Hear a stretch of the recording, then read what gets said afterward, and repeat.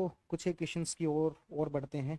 एक है कि बी की, और आपने इस दौरान हरियाणा स्टेट इंटरव्यू भी दिया और जेआरएफ क्लियर करके पीएचडी में भी एंट्रेंस एग्जाम जो आपने क्लियर किया, तो ऑप्शन बी पहली बात तो होना चाहिए कि नहीं होना चाहिए, और दूसरी बात कि ऑप्शन बी यदि हो तो वो कैसा हो, मतलब उसमें क्या क्वालिटी हो, किस तरीके का ऑप्शन बी हो। कहीं ऐसा तो नहीं कि जो कहा जाता है कि दो नाव में सवार नहीं होना चाहिए, तो वो वाली बात ज़्यादा सही है, या फिर मैं कहूँ कि भाई एक ऑप्शन बी तो होना ही चाहिए, तो ये वाली बात सही, दोनों में से कौन सी बात को आप किस तरीके से दोनों को बैलेंस कैसे करें। जो कि ऑप्शन बी प्लान बी होता है वो मैं मानता हूँ कि इनिशियली अगर आप पूरा फुल्ली डेडिकेटेड हैं प्रिपरेशन में आरपीएससी यूपीएससी जो भी है, तो आपको शुरुआत एक दो अटेम्प्ट देने चाहिए फुल्ली डेडिकेटली, क्योंकि इसमें प्रिपरेशन टाइम मांगती है लगभग 15 एक महीने। यूपीएससी में भी है। अगर आपका 2-3 अटेम्प्ट से नहीं हो रहा तो शायद आप मैं मानता हूँ कि आपको प्लान बी की तरफ जाना चाहिए, जो कि मैं भी गया। मेरा पॉलिटिकल साइंस मैंने पढ़ चुका था मैं। तो मैंने सोचा क्यों ना मैं इस नॉलेज को कैपिटलाइज करूं और मास्टर्स डिग्री कर लूं। तो मैंने इग्नू से मास्टर्स कर ली, कोविड के टाइम पे मेरी हो गई। फिर जब मेरा फिर से फोर्थ फिफ्थ अटेम्प्ट नहीं हुआ तो मैंने सोचा कि अब तो कुछ और ही देखना पड़ेगा मेरे को, अब तो हो तो नहीं रहा। तो फिर मैंने नेट जेआरएफ का पेपर दिया, उसमें मेरी 100 परसेंटाइल हो गई, तो तब मुझे थोड़ा और एश्योरेंस हो गई कि अच्छा अब मैं और थोड़ा फ्रीली पेपर दे सकता हूँ मेरा नेक्स्ट अटेम्प्ट। तो मैंने जब दिया और फिर होपफुली मेरा मतलब हो भी गया यूपीएससी उस टाइम पे। तो मैंने फिर प्लान बी को थोड़ा सेट असाइड रखा कि अपन यूपीएससी पे एक बार डेडिकेटली फोकस करते हैं। और फिर मैंने यूपीएससी का इंटरव्यू दिया, तो जब पीएचडी के यहाँ पे एग्ज़ाम चालू हो गए थे, मैंने पीएचडी का मेरे को लगा कि क्या पता यूपीएससी में इंटरव्यू हो ना हो, लास्ट में फाइनल मेरिट में आए। तो मेरा यूनिवर्सिटी में भी हो गया, लेकिन अ, इससे पहले ही यूपीएससी का रिजल्ट आ गया और मेरा हो गया उसमें। तो प्लान बी मैं मानता हूँ इनिशियली 1-2 साल आप फुल्ली डेडिकेटली तैयारी कीजिए। अगर आपका नहीं हो रहा तो आप प्लान बी कैसे कैसे रख सकते हैं, जैसे कहीं तो होते हैं एसएससी एग्ज़ाम्स भी। आप जैसे एसएससी के एग्ज़ाम भी दे सकते हैं। कई मेरे ऐसे फ्रेंड है जो कि यूपीएससी की तैयारी कर रहे थे हमारे साथ, लेकिन आज वो एसएससी में हैं, बहुत अच्छी अच्छी पोस्ट पे हैं। प्लस जो सेकंड मैंने किया, जैसे आप अगर आपका बीए बैकग्राउंड है या कोई भी बैकग्राउंड है, आपने ऑप्शनल तो आप 1-2 साल पढ़ ही लिया, तो आप उसी नॉलेज को कैपिटलाइज करो। एमए करो आप और उसके बाद नेट जेआरएफ करो और पीएचडी में एनरोल हो जाओ, या फिर असिस्टेंट प्रोफेसर्स के भी एग्ज़ाम काफ़ी होते हैं।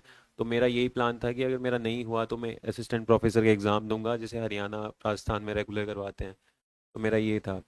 थर्ड जो होता है कि जैसे यूपीएससी का आप दे रहे हो, आपका नहीं हो रहा, तो जैसे एसएससी बता दिया मैंने, नेट जेआरएफ बता दिया। इसके बाद थर्ड ऑप्शन तो जैसे जॉब का होता है, लेकिन जॉब अगर जैसे मेरे केस में ऐसा था कि मैं इंजीनियर था तो मैंने 3-4 साल का गैप ले लिया।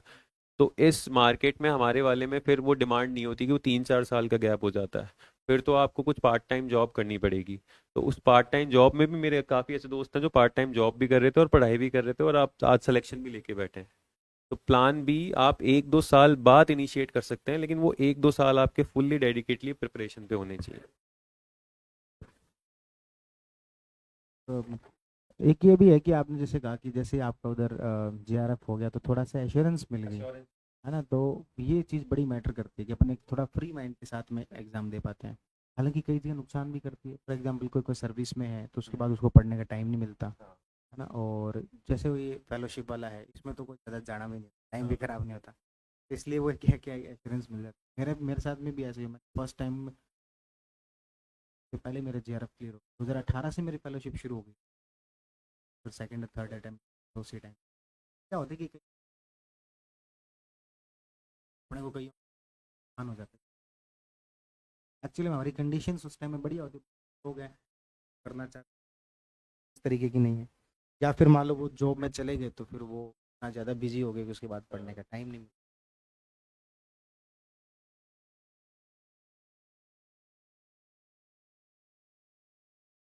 वो अपनी जो तैयारी कर एकेडमिक जो है ना, तो ना साथ में आपको परेशान कहाँ कर रही है।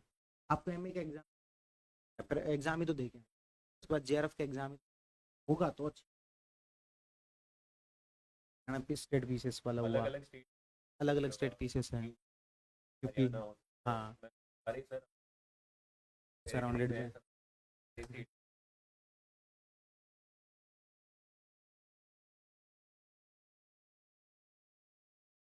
आप जो भी अब 7 तारीख को तो रनिंग में जा रहे हो, उस दौरान मुझे नहीं पता कितना टाइम आपको मिलेगा या नहीं मिलेगा, लेकिन मई से पहले आप हमारे स्टूडेंट्स के लिए क्या कुछ हेल्प जो वो कर पाएंगे, यदि वहाँ पर रहेंगे अपनी टाइमिंग के अकॉर्डिंग, तो उन सब चीज़ों को ध्यान में रखते हुए थोड़ी बहुत तो हेल्प देखो करनी पड़ेगी अब आपको, वो ऋण ऋण उतारना पड़ेगा।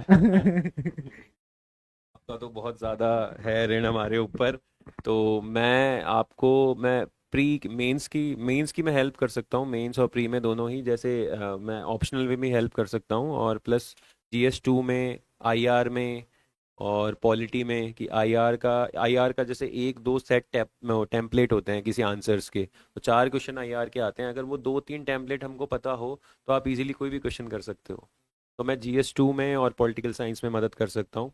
वो मैं आपको, जब मैं अकेडमी में रहूँगा तब मैं आपको बता दूंगा, या तो अपन कोई सेशन कर लेंगे गूगल मीट और वैसे। तो मैं स्टूडेंट्स को बता दूंगा कि हमारी अप्रोच कैसी होनी चाहिए।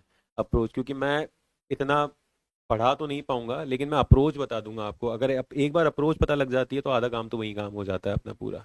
तो इसमें मैं मदद कर पाऊंगा।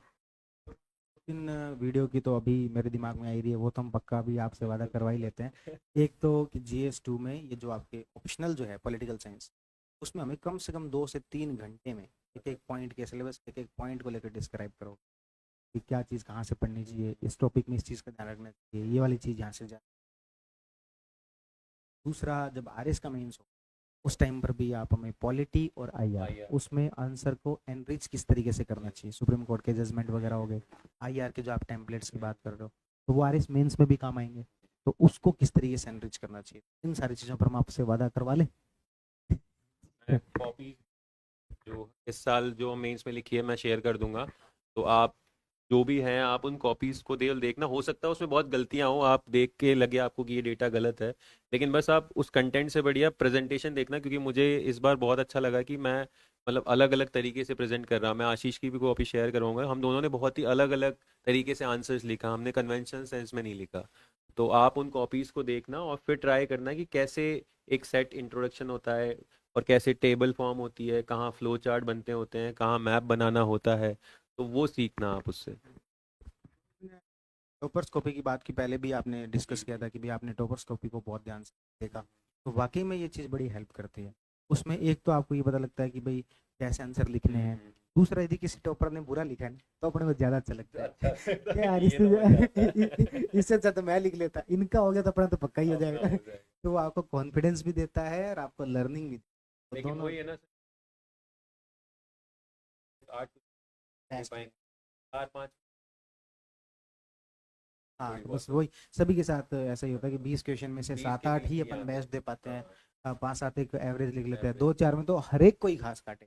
मतलब आप टॉपर की फर्स्ट रैंक वाले की कॉपी देख सब लोगे तो वैसे ही उसमें भी करते, ऐसे सब ही वैसे ही। मिलेगा। 20 के 20 क्वेश्चन वो 3 घंटे में लिखना उस प्रेशर के अंदर, और इंस्टेंट लिखना, इंस्टेंट, हाँ। इतना लिखना, आसान से होने समझ वाला, इतने लगाना। डायमेंशन, बाहर बैठ के चीज़ें और तो बहुत अच्छी है, आसान होती है। चलिए ठीक है, तो ये अपना पूरा जो बातचीत थी बहुत ही बढ़िया लगा, बहुत ही अच्छे तरीके से जो दीपक भाई ने एक से बताया। अपन जो वो बाकी जो आपकी सर जब भी कल के लिए, तो इन्होंने ये बाकी जो वादे किए हैं वो तो पूरा करना ही पड़ेगा इनको। ठीक है, तो इसी के साथ अपन बातचीत को करते हैं। Thank you so much.